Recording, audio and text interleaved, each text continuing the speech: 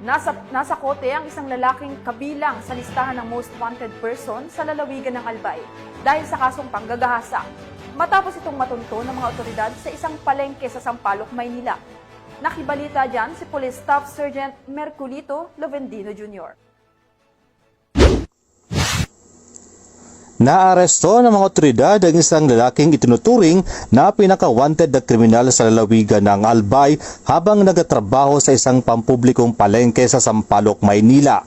Kinilala ang sospek sa alias na Ton, 42 anyos, sa isang joint operation ng Rapu-Rapu Municipal Police Station at ng mga tauhan ng Manila Police District. Nahuli ang sospek ng walang kapalag-palag. Batay sa ulat ng pulisya, matagal nang pinaghahanap ang sospek matapos siyang masangkot sa 5 magkakahiwalay na kaso ng qualified rape. Ayon sa record ng korte, inilabas ang mga warrant of arrest na walang inirekomendang piyensa dahil sa bigat ng mga kaso. Naitala rin siya bilang rank 1 municipal most wanted person sa buong lalawigan ng Albay at matagal na rin nakakalusot sa mga otoridad sa pamamagitan ng pagpalipat-lipat ng tirahan. Ikinatuwa ng mga otoridad ang matagumpay na pagkakaresto na nagresulta ng maingat na surveillance at koordinasyon ng mga pulis mula sa Albay at Metro Manila.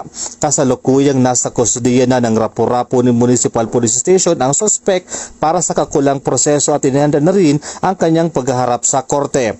Ayon sa pulisya, patuloy ang kanilang masigasig na kampanya laban sa kriminalidad at pagtutulungan ng bawat himpilan pulisya upang mapanagot ang mga kriminal saan man sila magtago.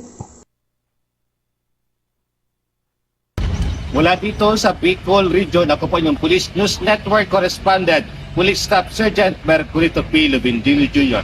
Alagad ng batas, tagataguyod ng balitang pulis.